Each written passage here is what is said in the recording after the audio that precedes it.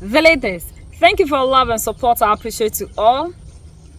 Africans, we are calling for unity, and we keep exposing the weak organization and the leaders who are doing everything possible to set the continent backwards. African youths are rising all over the world, and we are all on the weak organization that is doing everything possible not to let us thrive, because we know that this organization was created by Yolo Popo, making sure that the African do not rise up. Kemi Siba also voiced out. He's also telling us what this organization is doing to the African. We are the rich people, but the African is poor globally. And we know that these people are not doing everything possible in the interest of the African, and that is the reason to which we are where we are as other people are moving forward.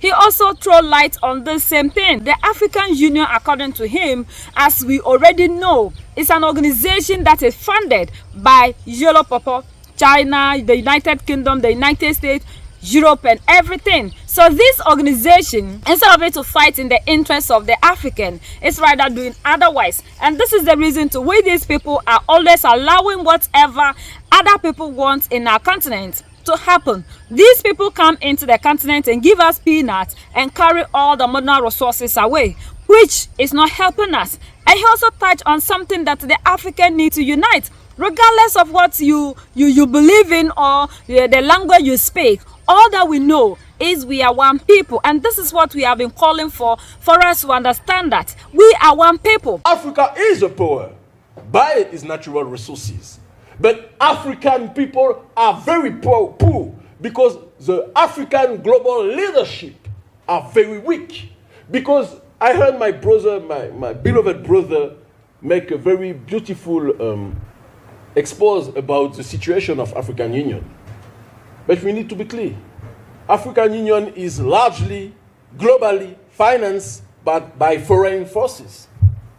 Western world finance African Union. Is it right or wrong? Right. China finance, and they are built the house of African Union. Do you believe that Western world and all this world who finance African Union will accept that African Union could be the real forces of Pan-Africanism? They will never accept that.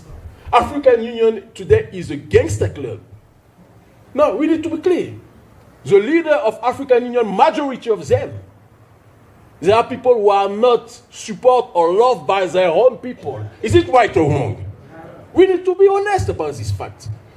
If I ask, and I try to ask to the grassroots, who is today the president of the Commission of the African Union, or who is today the president of the African Union inside the little circle of president, nobody will be able to answer me. Because this institution is disconnected to the grassroots, from the grassroots.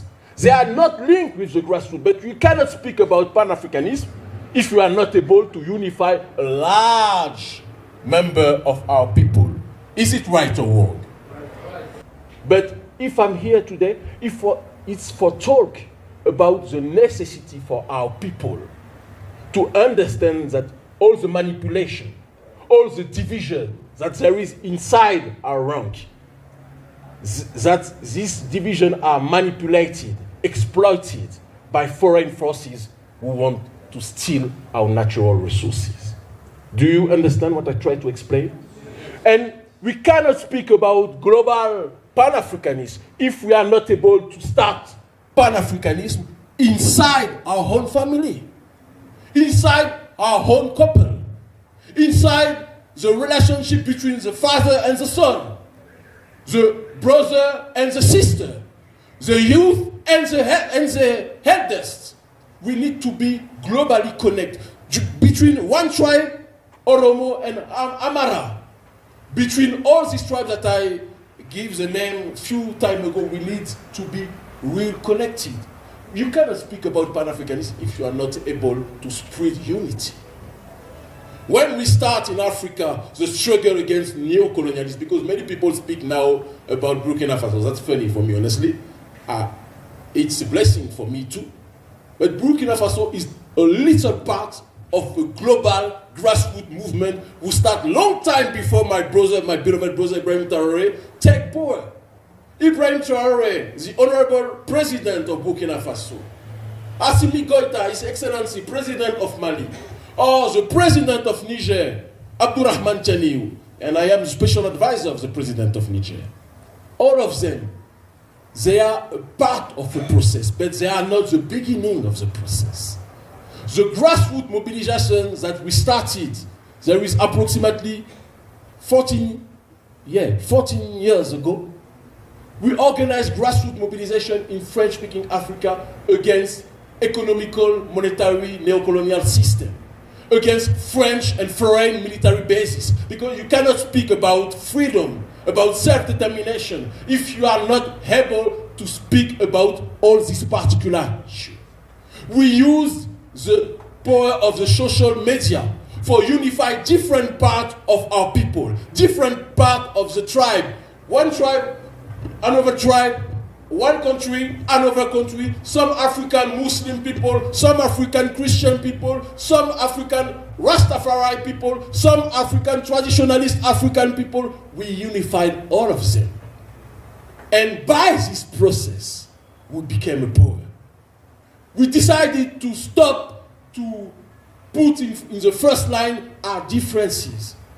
And we had preferred to put in the front line what is our common points.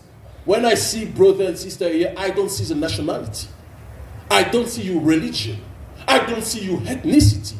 And I could say, I don't see if you are a man or a woman. That's not my... Yeah, I see that, no, honestly. I see beautiful queen for sure. But that's not the issue today. I see what is common for all of us. I see what is our common destiny. And we decided to organize all this grassroots mobilization for express what Pan-Africanists need to be in the 21st century. A way for unified grassroots and give power to the grassroots for change their destiny. And it was through this process that we organized mobilization against neocolonialists, but against the African puppets of the Babylon system. Because the first problem of Africa is not the Western world. Is our leader who decided to act like a dog for Babylon. Is it right or wrong? God damn it, I'm surprised by my English. I think I will speak all the time English now. Now, more seriously, we need to understand that a civilization is destroyed by the outside only if there is corruption inside. And the problem is our leader today has the first problem of our people. Because they don't act for unified people. They act sometimes for their own clan. They act sometimes for their own tribe. Right or wrong? They act sometimes for their own religious group sometimes. But Pan-Africanism is against all these things.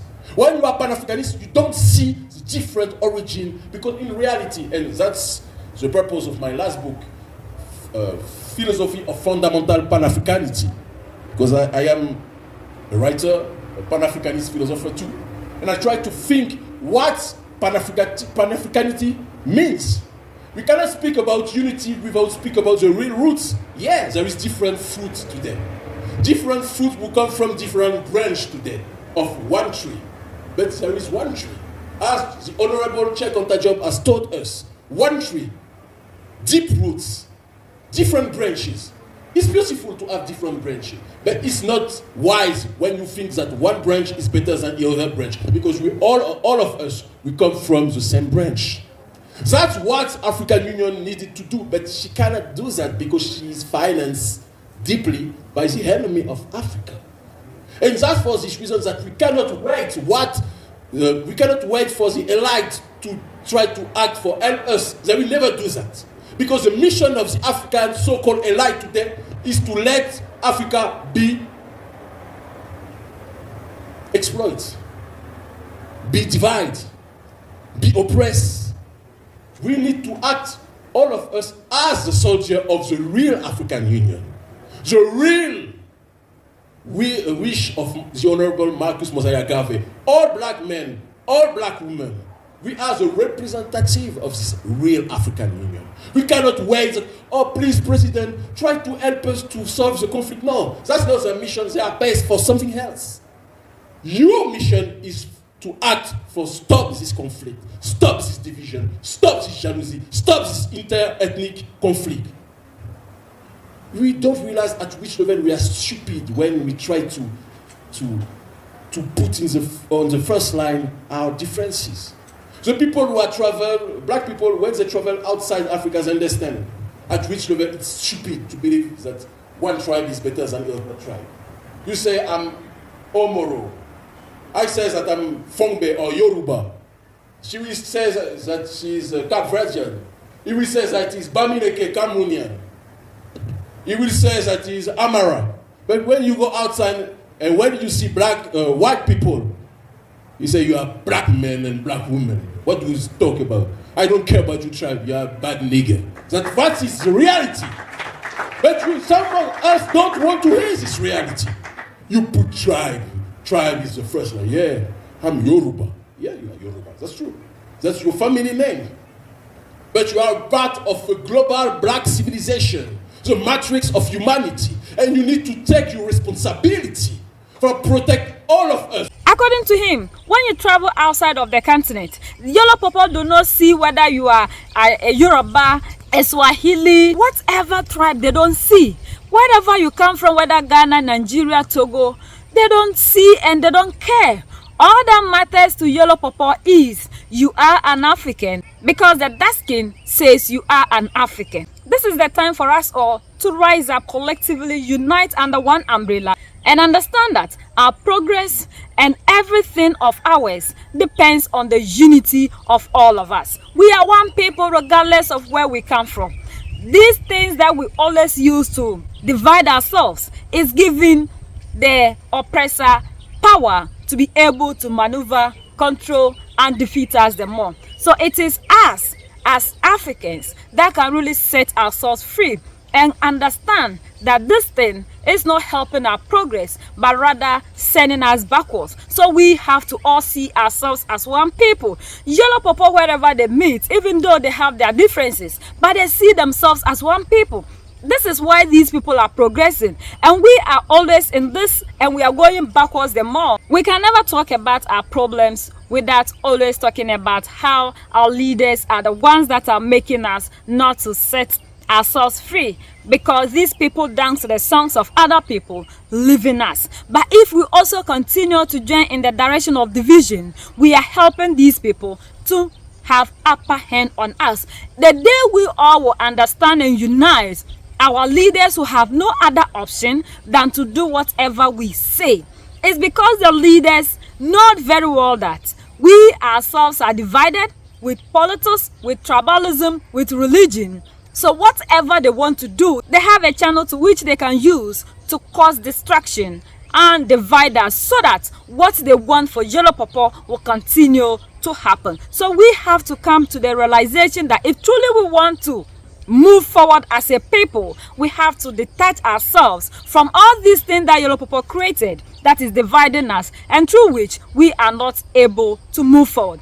And when we are able to do that as a people and unite, like we've seen happen when we were protecting Captain Ibrahim Traore worldwide, all Africans came out. And when these people should see that this unity is spreading and is becoming stronger, our leaders will have no other option than to do our bit. So we have to all unite as the youth, because the future is in our hands. These people are signing Agenda 50, 30, 60, 100 simple because they know at that time they wouldn't be there. You and I, if there is life, that will live to see that period. So we are the ones that have to fight, so that that day, before it gets there, it becomes a better place. And the future is now, not tomorrow, not like these people always think. That is why Captain Ibrahim Traore and Simi Goita Abdurrahmani Chiani are doing it now. And that's the difference between them and the democratic elected, because these people have nothing to offer, and that is why they always pull their things years when they know they will not be there to be held accountable. So we have to all come together and unite and know that if Africa will become a better place, it is we the youth that have the power to change the narrative in Africa and to leave a better legacy for the next generations to come. United we stand, divided we fall, and united we keep standing forever and ever. The greatest enemy of the African is mental slavery. So let's decolonize ourselves from mental slavery. Let's keep sharing to educate our brothers and sisters. Together we make African great for ourselves and the next generations that are going to come. So that's the latest around the world and in Africa.